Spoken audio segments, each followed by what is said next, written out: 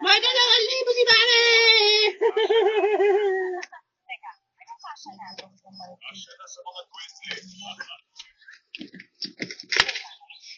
Kita mo yan kanina eh.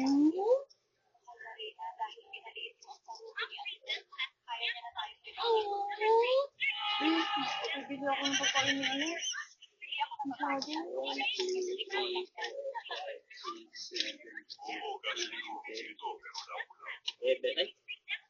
Ay, nausap lang yung isang ito. Ito.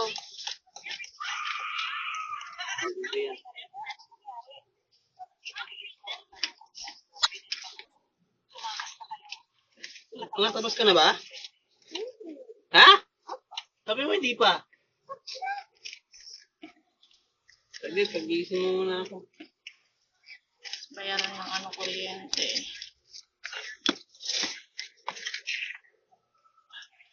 Bibili ako